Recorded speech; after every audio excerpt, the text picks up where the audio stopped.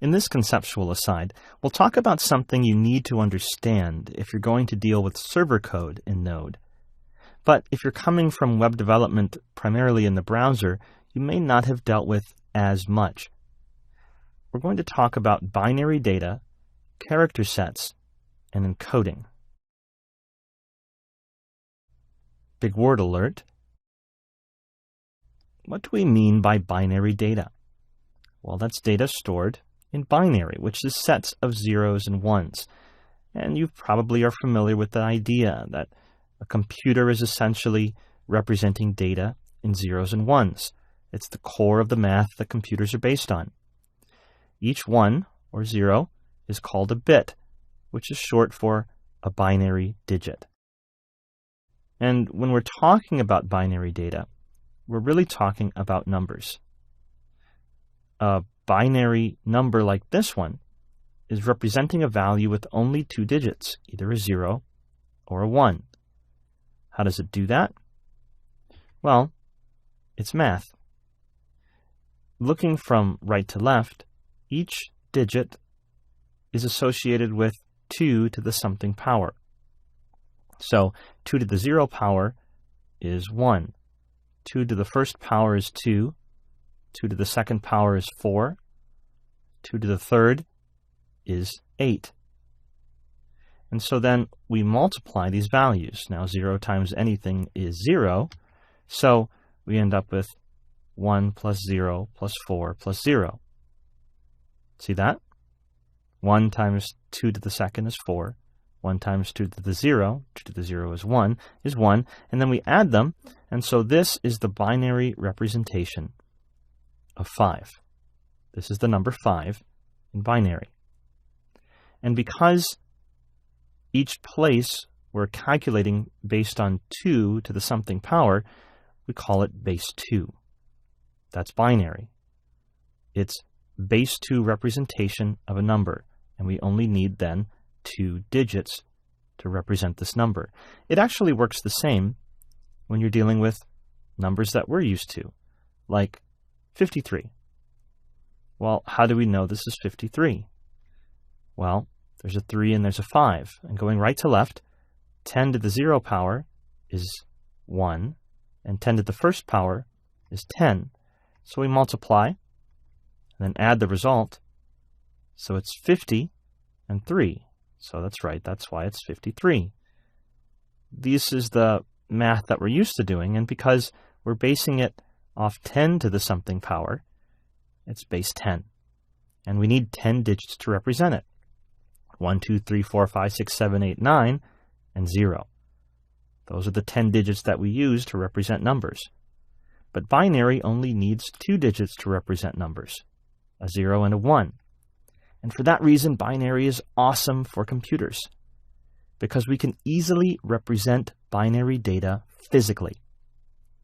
For example, inside a Blu-ray or a DVD, we're representing binary data with bumps. As you move the CD or Blu-ray as it's spinning, lasers are hitting the Blu-ray and bouncing back. And as they transition from a bump which is slightly elevated to not having a bump which is lower and vice versa, it registers that as zeros and ones. So depending on where the bumps are placed, on either side of the bump can represent a 1, and then when not in a bump can represent a 0. So you have a way physically to represent zeros and ones. Inside your computer, there are transistors, essentially whether electricity is flowing or not, switches, like this light switch in your house. Imagine every light switch being on being 1 and off being 0. I can represent a number with switches, and there are a lot of switches inside your computer. And the same is true with your hard drive and with flash drives and everything else. They're just different ways of physically representing an on or off state, a 0 or a 1. And because of that, we can physically store numbers, and that lets us store data. And that actually takes us to the idea of character sets and character encodings, because everything we store is in binary, which means everything we store is really numeric. We're storing numbers. And that means in order to store other kinds of data, we have to represent everything we store as a number. So, big word alert, a character set, a representation of characters as numbers, kind of like a code. And it is a code, really. Each character gets a number.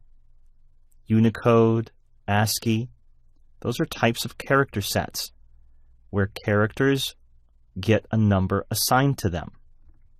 Like hello. I can give each letter in the alphabet and every other character I might type a number that represents it. And what number I decide to give it, what number each character gets, defines a particular character set. In this case, we're showing you what each letter gets in the Unicode character set. But there are other character sets.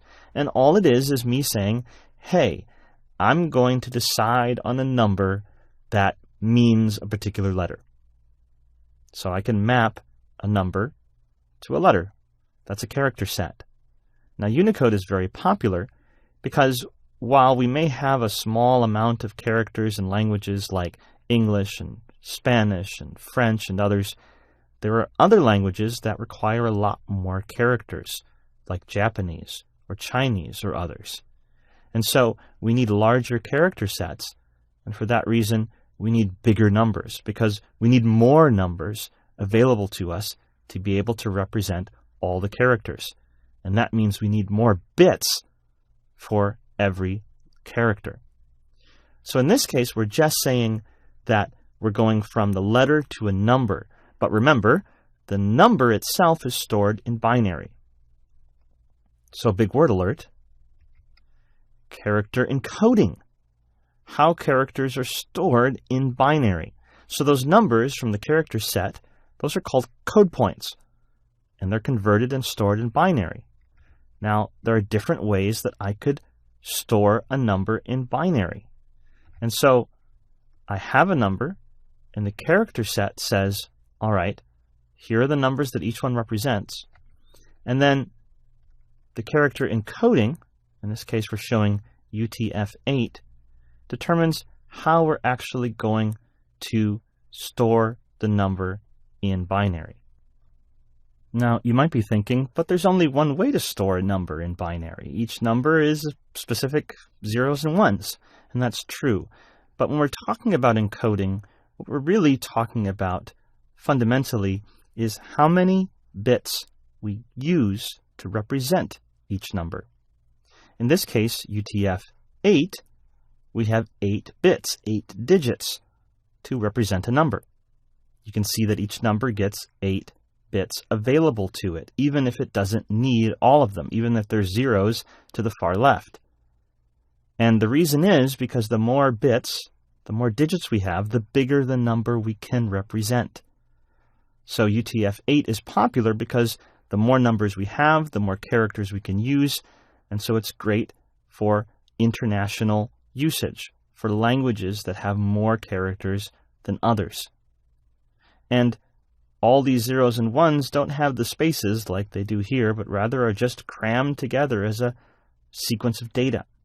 And so we know that every 8 digits, we're getting another piece of data.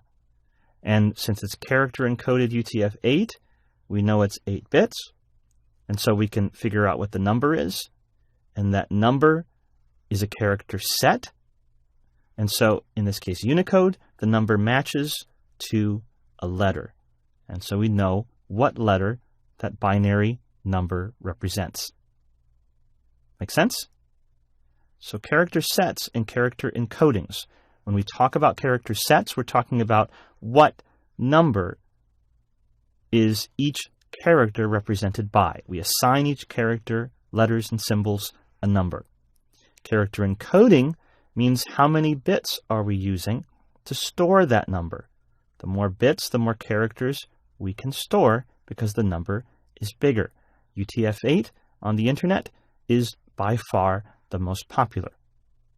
And when dealing with a server, you need to be able to deal with binary data, character sets, and character encodings, and historically, JavaScript is not very good at the encoding part.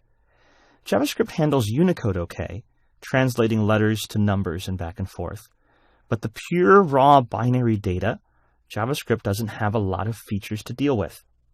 And so because of that, Node, with V8, the engine embedded in it, expands on the JavaScript language and gives us some mechanisms to deal with binary data, raw zeros and ones.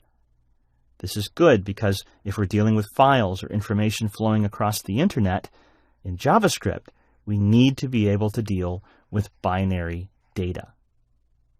All right, so character sets, numbers to letters, character encoding, numbers in base 10 to numbers in base 2, to binary, and how many bits we're using, how many digits we're using to store that.